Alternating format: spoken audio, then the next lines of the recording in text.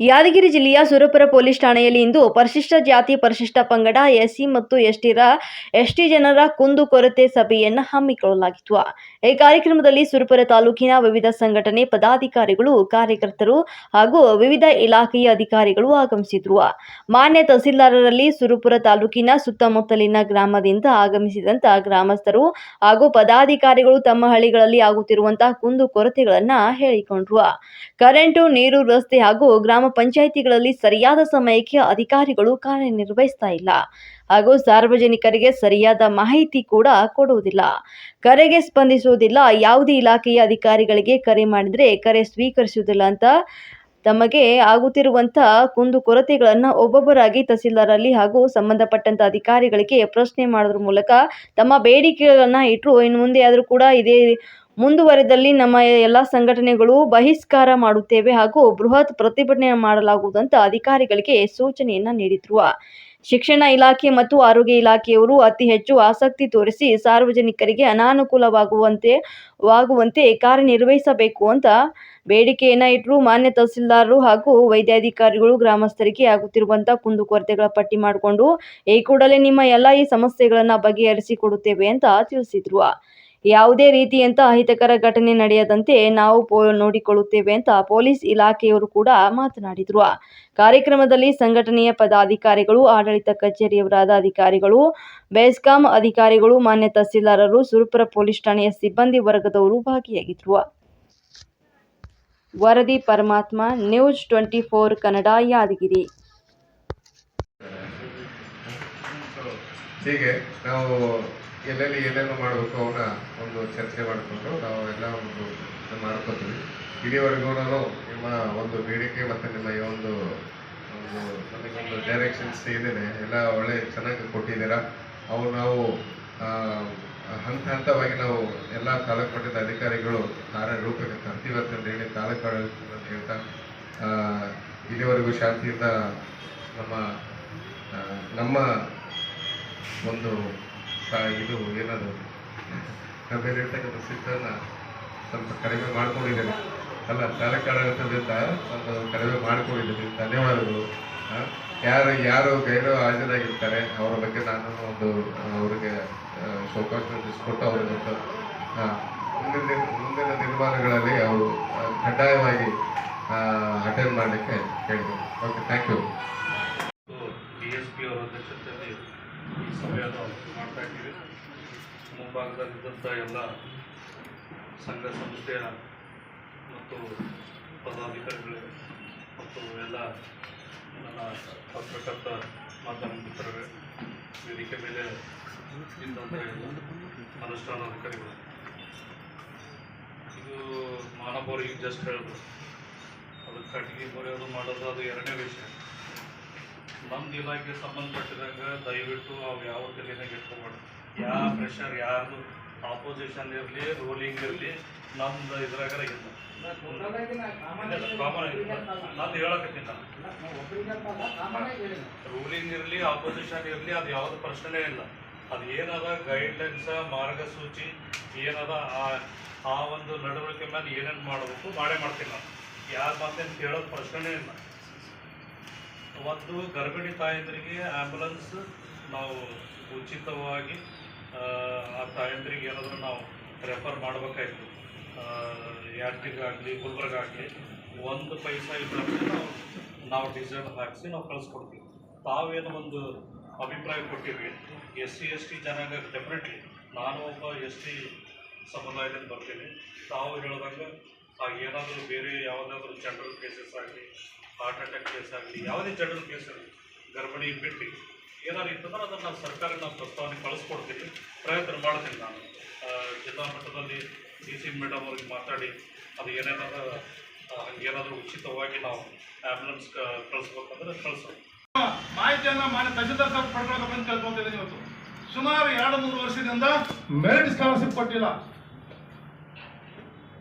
ಅವ್ರು ಬರ್ಬೇಕು. ಅವರು ಸುಮ್ಮನೆ ಕಾಟಾಚಾರಕ್ಕ ಇವತ್ತು ಸಭೆ ಕರೆದಿಗೆಸಿ ನಮ್ಮೆಲ್ಲರಿಗೆ ಮಾತಾಡಕ್ಕೆ ಹಚ್ಚಿಗೆಸಿ ಚಹಾ ಕುಡಿಸಿ ಸಾಲದು.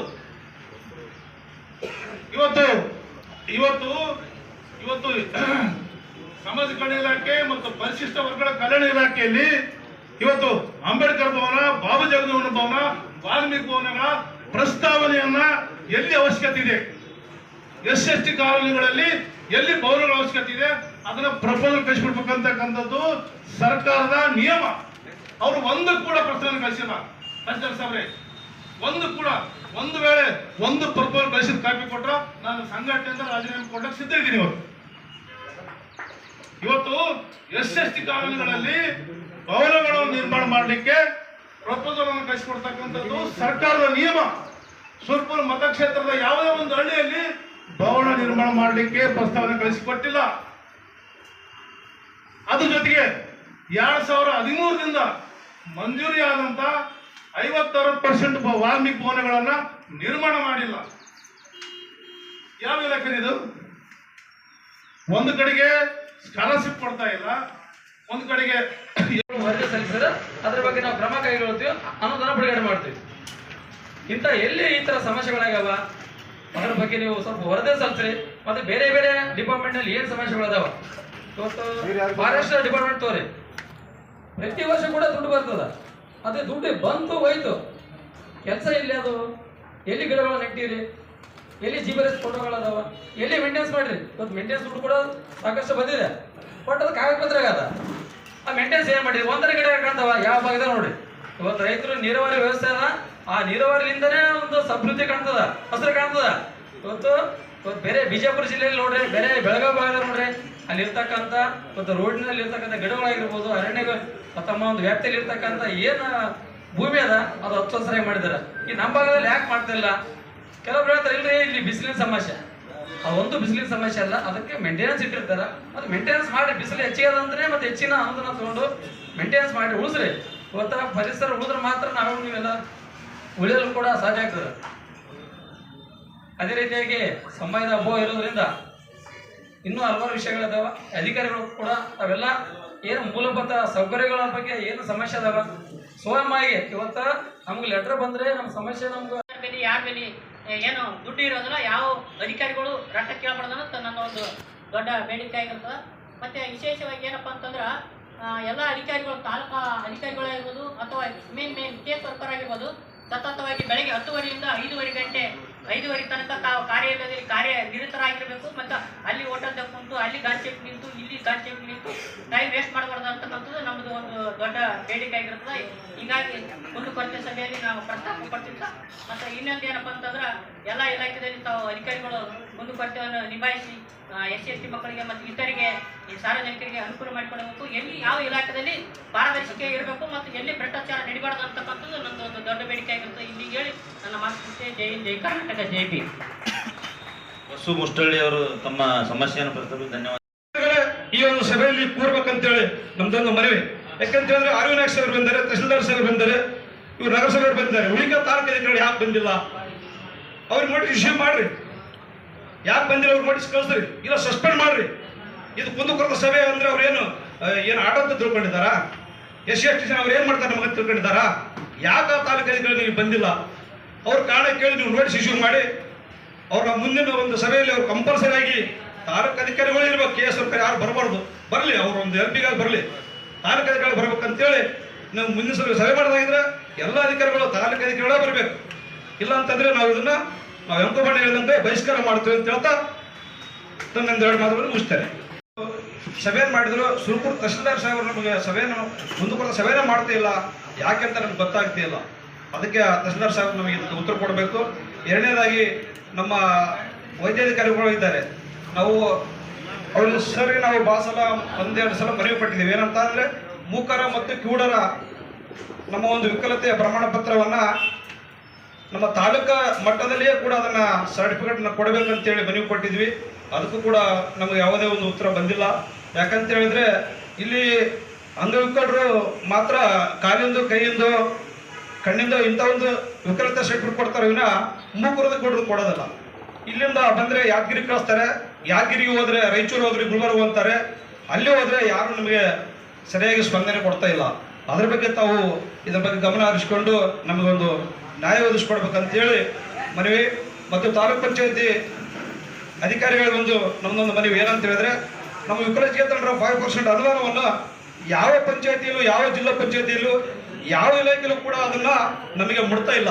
ಅದೇನಾದ್ರೂ ಮುಟ್ಟಿದ್ರೆ ದಲ್ಲಾಳಿಗಳಿಗೆ, ಸದಸ್ಯರಿಗೆ, ಅಲ್ಲಿರ್ತಕ್ಕಂಥ ಅಧ್ಯಕ್ಷರಿಗೆ, ರಾಜಕೀಯ ಬುಡಗಳಿಗೆ ಹಂಚಿಕೊಂಡು ತಿಂತಾರೆ ಹೊರತಾಗಿ ನಮ್ಮ ಅನುದಾನ ನಮಗೆ ಮುಟ್ತಾ ಇಲ್ಲ. ನಾವು ಸಾಕಷ್ಟು ಸಲ ಯುವ ಕೂಡ ಮನೆಯನ್ನು ಕೊಟ್ಟಿದ್ವಿ, ಅದಕ್ಕೆ ಹಿಂಬರನೇ ಬಂದಿಲ್ಲ. ಹಾಗಾಗಿ ತಾವು ತಾಲೂಕು ಪಂಚಾಯತ್ ಅವರು ಪ್ರತಿಯೊಂದು ಗ್ರಾಮ ಪಂಚಾಯತ್ ಬಿಡಿಒಗಳಿಗೆ ತಾವನ್ನು ಆದೇಶ ಮಾಡಬೇಕು. ಯಾವಾಗ ಗ್ರಾಮ ಪಂಚಾಯತ್ ಮಟ್ಟದಲ್ಲಿ ತಾವೊಂದು ಎಕ್ಸೆಂಪ್ಲರ್ ಮಾಡ್ತೀರಿ, ಆ ಎಕ್ಸೆಂಪ್ಲರ್ ಮಾಡೋ ಸಮಯದಲ್ಲಿ ತಾಲೂಕು ಮಟ್ಟದಲ್ಲಿರ್ತಕ್ಕಂಥ ವಿಕಲಚೇತನರಾಗಿರ್ಬೋದು, ಅಧ್ಯಕ್ಷರಾಗಿರ್ಬೋದು, ಅವ್ರನ್ನ ಕರೆದು ಅವ್ರ ಎಕ್ಸೆಂಪ್ಲರ್ನಲ್ಲಿ ಅವ್ರಿಗೆ ಏನು 5% ಏನು ಕೊಡೋದ ಅದನ್ನು ತಾವು ಸರ್ಕಾರದಿಂದ ಕೊಡಬೇಕಂತೇಳಿ ತಾಲೂಕು ಪಂಚಾಯತ್ ಅದನ್ನು ಗಂಭೀರವಾಗಿ ಪರಿಗಣಿಸಿ